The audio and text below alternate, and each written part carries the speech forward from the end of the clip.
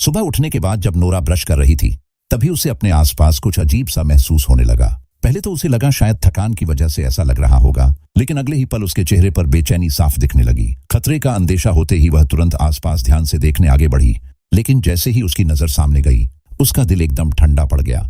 जिस जगह वह मौजूद थी वहां का सच खुद ही डर पैदा करने के लिए काफी था। नोरा उस समय समुद्र की कई हजार फीट गहराई में बनी एक अंडर वाटर स्टेशन के अंदर रह रही थी। ऐसी गहराई जहां आज तक सूरज की रोशनी तक नहीं पहुंच पाई थी। उस अंधेरे समुद्र के नीचे हर तरफ सिर्फ दबाव था, इतना जबरदस्त प्रेशर कि अगर कहीं एक छोटी सी गलती भी हो जाती तो इंसान का शरीर 1 सेकंड से भी कम समय में कुचलकर खत्म हो सकता था। उसी खतरनाक जगह पर समुद्र की रिसर्च के लिए एक बेस बनाया गया था और महीनों से वही उनकी दुनिया बन चुका था। नोरा अक्सर बताती थी कि इतनी गहराई में रहते रहते समय का एहसास लगभग खत्म हो गया था। बाहर दिन चल रहा था या रात, इसका अंदाजा लगाना मुश्किल पड़ने लगा था।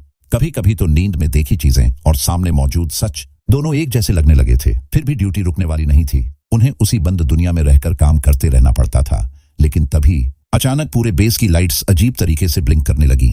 एक पल रोशनी आती, अगले पल पूरा कॉरिडोर अंधेरे में डूब जाता। नोरा तुरंत अपनी जैकेट पहनकर आगे बढ़ी ताकि पता चल सके कि गड़बड़ कहाँ हुई थी। कुछ कदम आगे पहुंचते ही उसकी नजर ऊपर गई और वहां से पानी टपकता दिखा। पहले सिर्फ बूंदें गिर रही थीं, लेकिन उस दृश्य ने ही उसके चेहरे का रंग उड़ा दिया, क्योंकि समुद्र की इतनी गहराई में ऊपर से पानी का रिसना मतलब बहुत बड़ा खतरा था।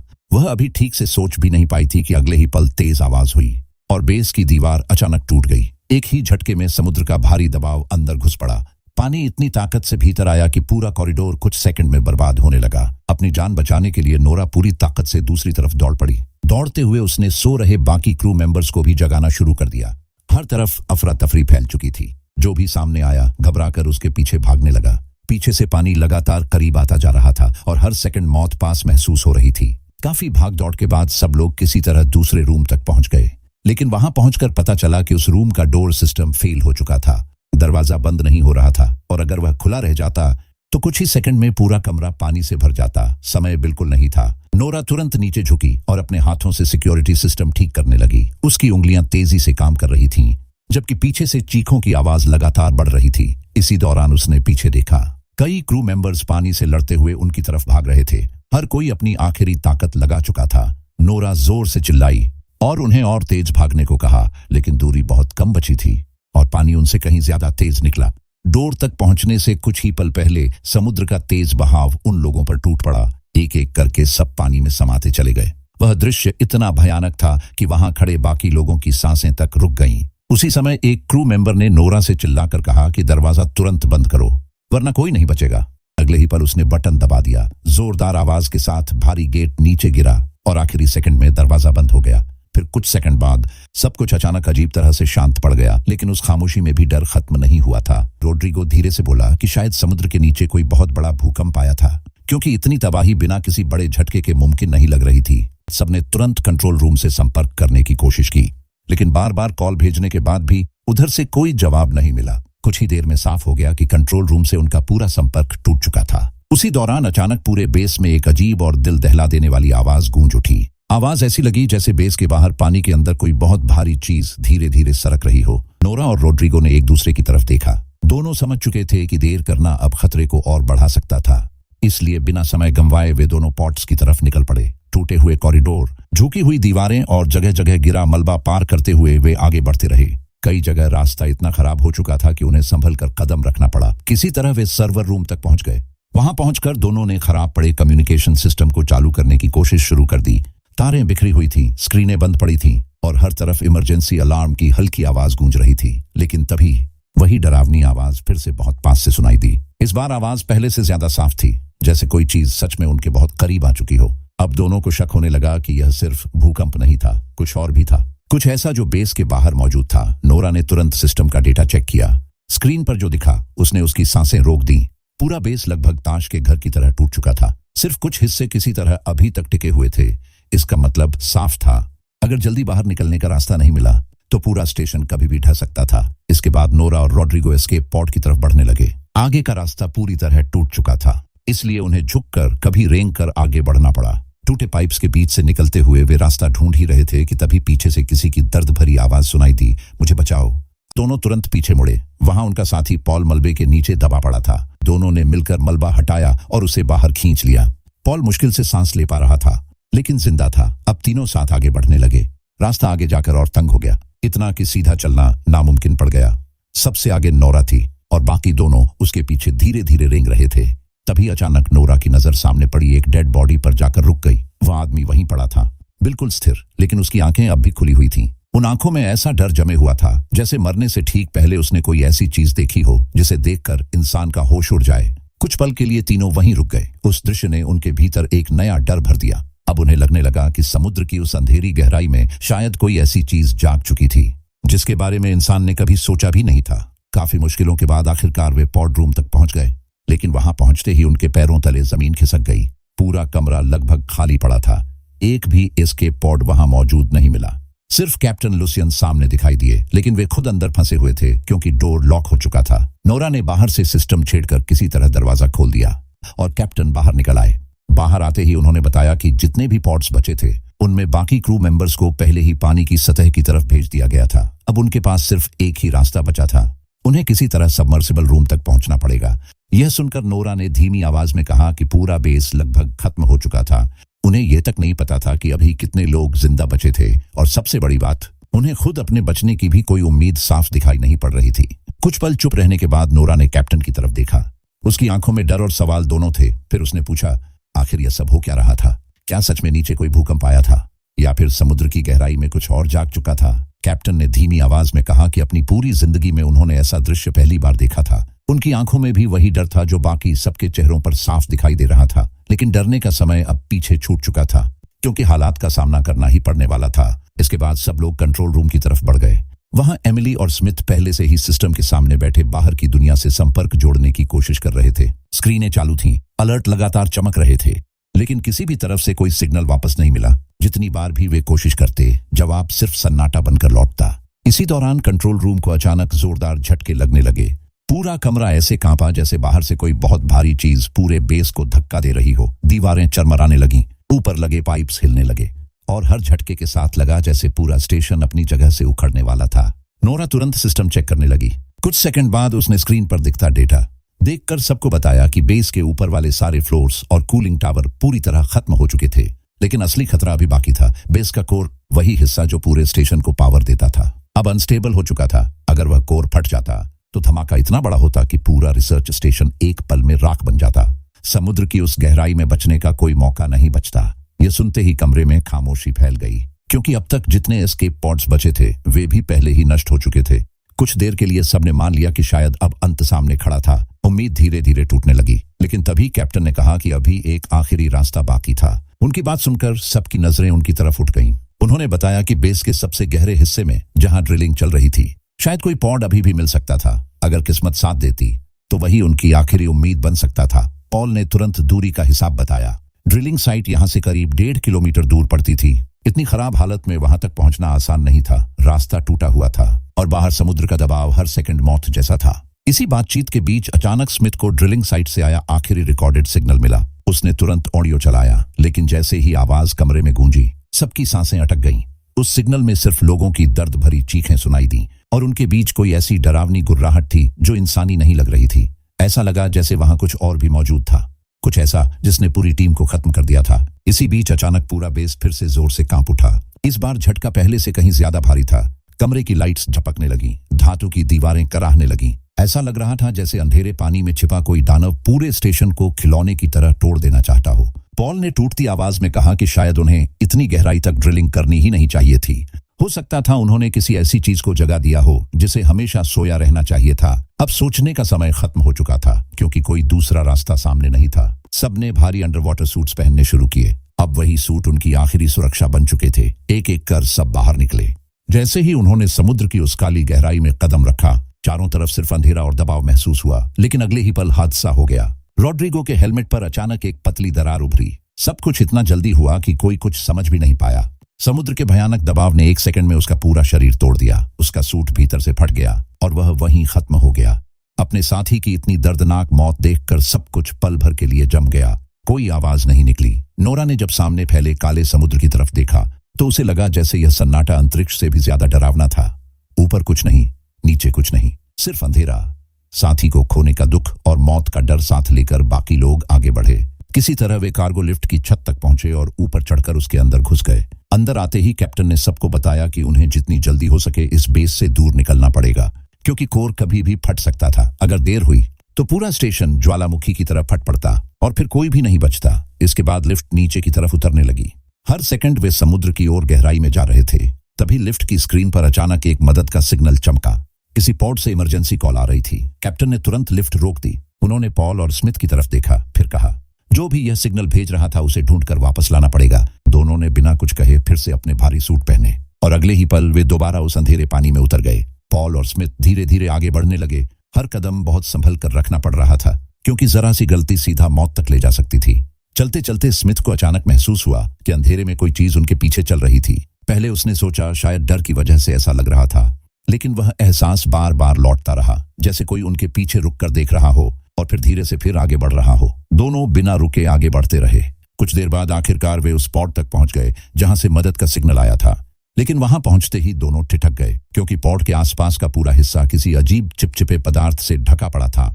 वह चीज दीवारों, फर्श और केबल्स तक फैली हुई थी, जैसे किसी ने वहां पूरा इलाका किसी गाढ़े जैविक पदार्थ से भर दिया हो। ऐसी चीज उन्होंने पहले कभी नहीं देखी थी। उसका रंग भी अजीब था और बनावट देखकर बेचैनी बढ़ने लगी। उन्होंने पॉड के अंदर झांका, लेकिन अंदर कोई नहीं मिला। इसके बाद दोनों ने आसपास तलाश शुरू की। लाइट घुमाते हुए वे आगे बढ़े ही थे कि अचानक केबल्स में उलझा एक शरीर दिखाई दिया। वह उनके ही एक साथी की डेड बॉडी थी। लेकिन उसी पल पॉल और स्मिथ की नजर उस डेड बॉडी पर फिर गई। उन्हें लगा उसकी पीठ के अंदर कुछ हिल रहा था।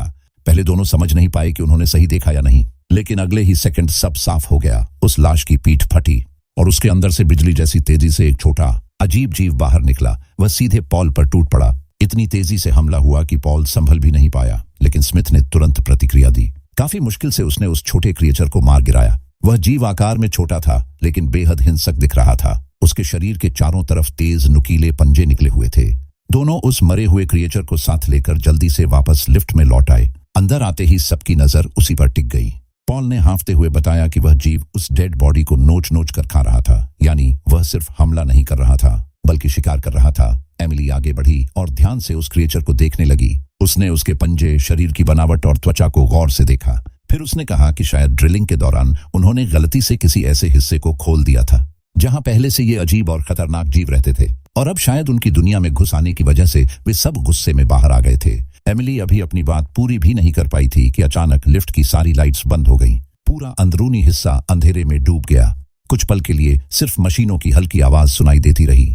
बाकी सब पूरी तरह शांत हो गया। नोरा तुरंत सिस्टम की तरफ बढ़ी। उसने जल्दी जल्दी कंट्रोल पैनल चेक करना शुरू किया। कुछ देर बाद लाइट्स फिर चालू हुई, लेकिन उसी समय बाहर से जोरदार धक्का लगा। पूरा लिफ्ट केबिन हिल गया। ऐसा लगा जैसे बाहर कोई बहुत बड़ा जीव उसे पकड़कर हिला रहा था। एक धक्का, फिर दूसरा, और हर बार धातु की दीवारें कांप उठी। इसी दौरान पॉल की नजर टेबल पर पड़े उसी छोटे मरे हुए क्रिएचर पर गई।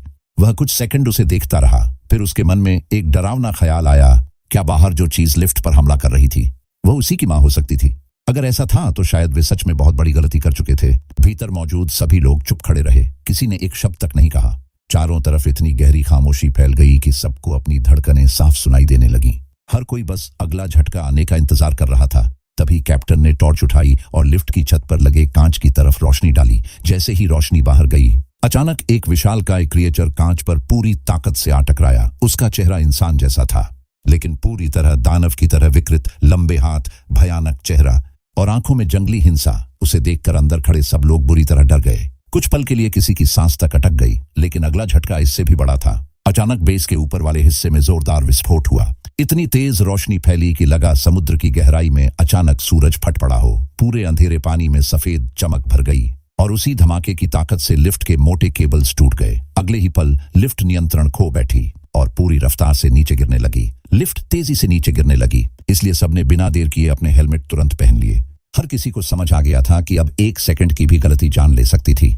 समुद्र की तलहटी से टकराने से ठीक पहले उन्होंने दरवाजा खोला और एक एक करके बाहर कूद पड़े। पीछे गिरती लिफ्ट अंधेरे में नीचे जाती रही, जबकि ऊपर हुए धमाके का असर अभी भी खत्म नहीं हुआ था। ऊपर से भारी लोहे के टुकड़े, टूटे हुए ब्रिज के हिस्से और मलबा लगातार नीचे गिर रहा था।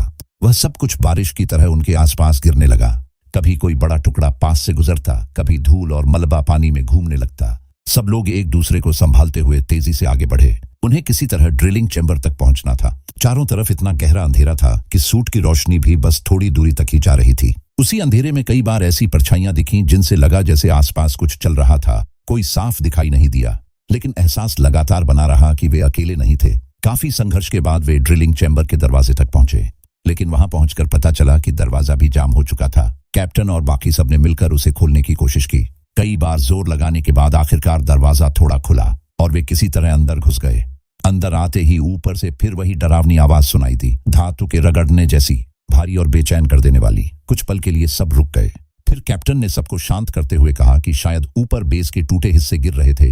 हालांकि उनकी आवाज में भी पूरा भरोसा नहीं था। इसके बाद सब लोग उस सुरंग जैसे लंबे चैम्बर में धीरे धीरे आगे बढ़ने लगे।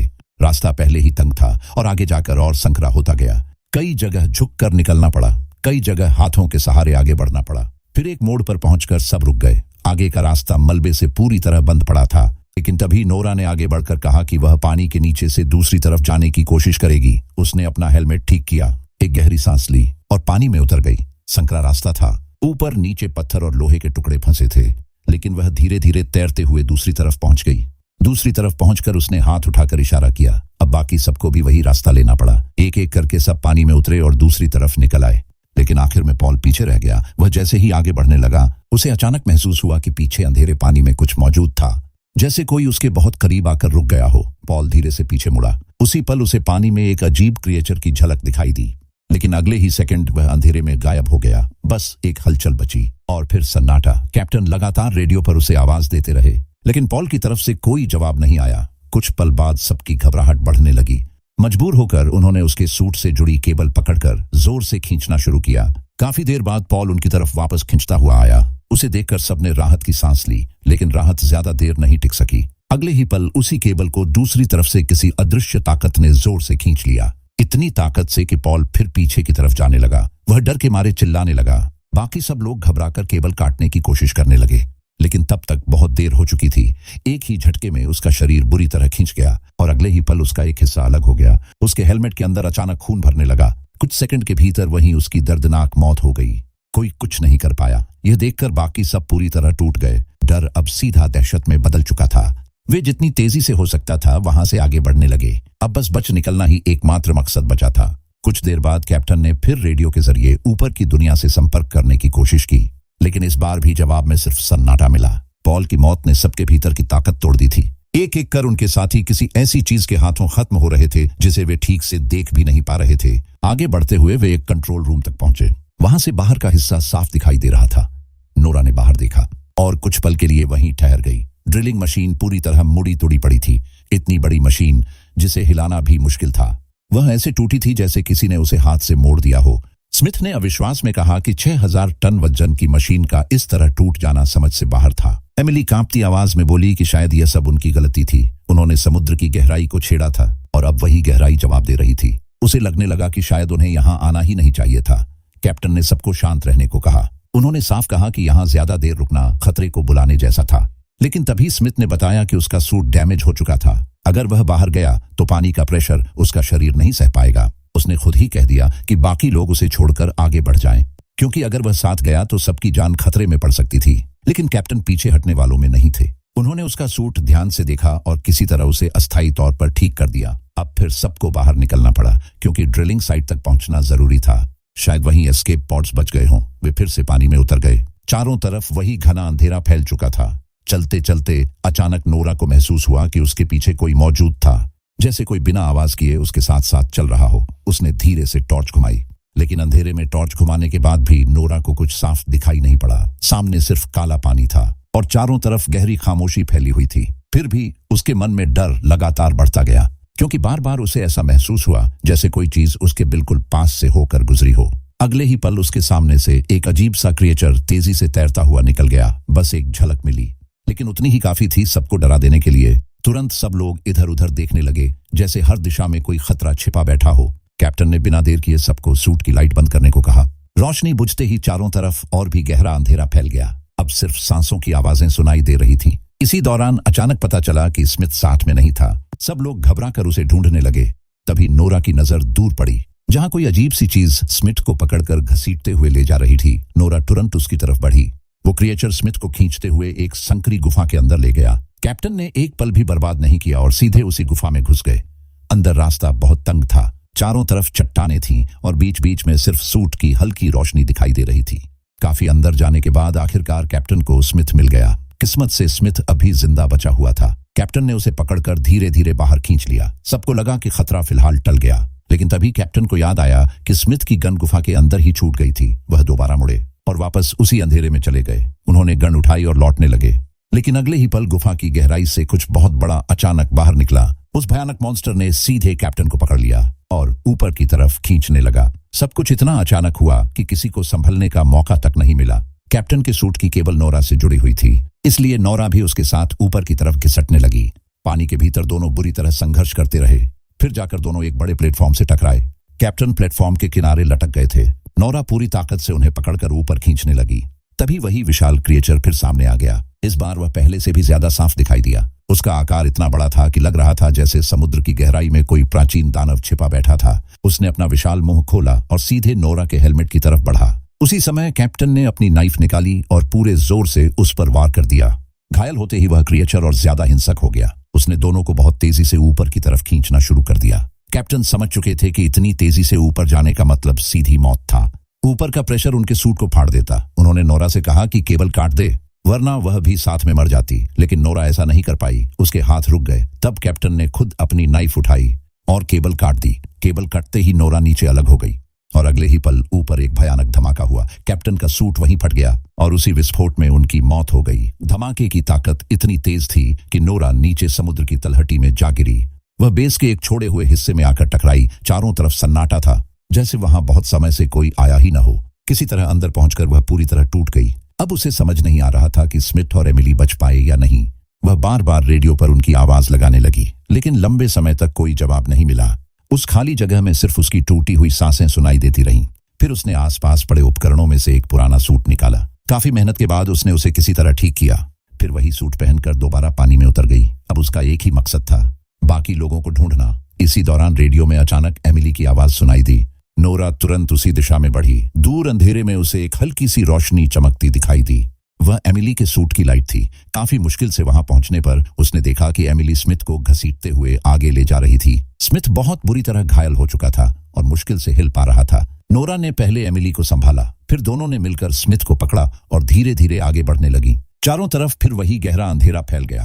हर तरफ ऐसा महसूस हुआ जैसे कोई उन्हें दूर से देख रहा हो। पानी के भीतर हर छोटी हलचल डर पैदा कर रही थी और उस गहराई में हर अगला कदम पहले से ज्यादा भारी लगने लगा। कई साथियों को खोने के बाद आखिरकार तीनों ड्रिलिंग साइट तक पहुंच गए, लेकिन वहां पहुंचते ही राहत मिलने के बजाय डर और बढ़ गया। सामने मेन गेट तक जाने के लिए एक लंबा पुल पड़ा था और वही असली मुश्किल बनकर खड़ा था। उस पूरे पुल पर हजारों खतरनाक क्रिएचर्स चिपके पड़े थे। कुछ उल्टे लटके हुए थे, कुछ जमीन से चिपके हुए बिल्कुल शांत पड़े थे। ऐसा लग रहा था जैसे पूरा रास्ता किसी जिंदा जाल में बदल गया हो।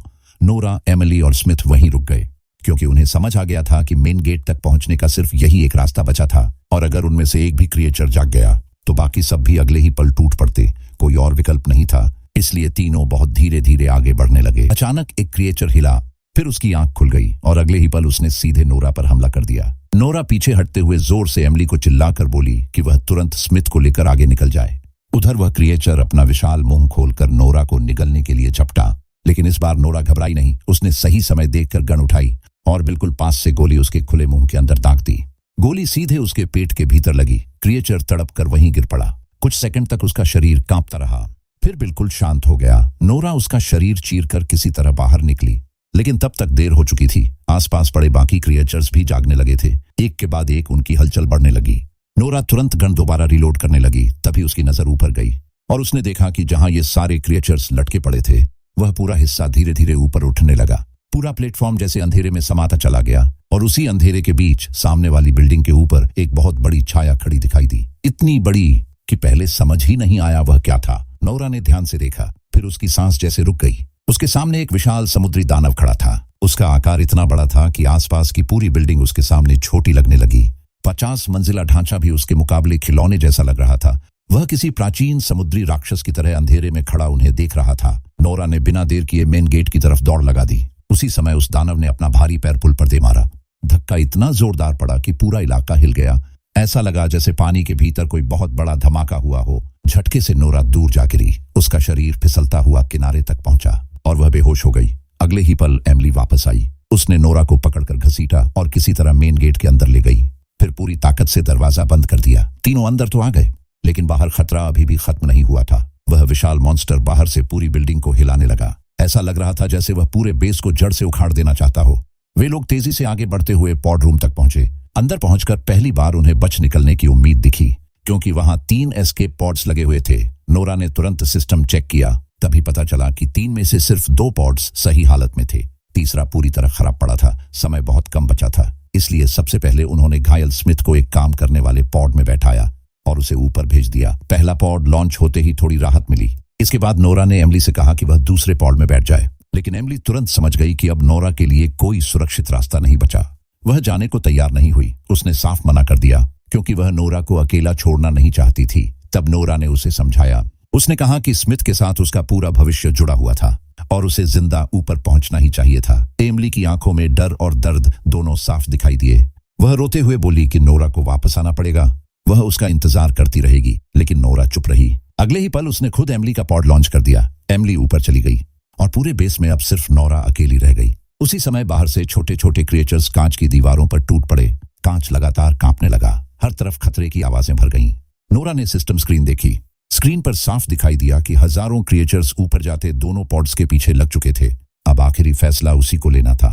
उसने गहरी सांस ली, फिर बेस के पावर कोर तक पहुंची और अपने हाथों से उसे ओवरलोड कर दिया। तुरंत पूरे स्टेशन में सेल्फ डिस्ट्रक्ट मोड चालू हो गया। काउंटडाउन शुरू हुआ। हर सेकंड भारी लगने लगा। बाहर विशाल मॉन्स्टर अभी भी बिल्डिंग को तोड़ने की कोशिश कर रहा था, लेकिन कुछ सेकंड बाद पूरा बेस भयानक विस्फोट में उड़ गया। धमाका इतना बड़ा था कि चारों तरफ आग और मलबा फैल गया। उस विस्फोट में वह विशाल समुद्री दानव भी खत्म हो गया। उसके साथ बाकी सारे क्रिएचर्स भी आग में जलकर नष्ट हो गए। समुद्र की गहराई फिर धीरे धीरे शांत पड़ गई। नोरा वहीं खत्म हो गई, लेकिन जाते जाते उसने अपने दोनों साथियों की जान बचा ली। उसका आखिरी फैसला ही सबकी जिंदगी बन गया। बाद में खबरों में दिखाया गया कि ड्रिलिंग साइट से 2 क्रू मेंबर्स जिंदा बचा लिए गए और वहीं कहानी खत्म हुई। पीछे बस एक बात रह गई कि जब इंसान प्रकृति की गहराई को जरूरत से ज्यादा छेड़ता गया तो जवाब भी उतना ही खतरनाक मिला।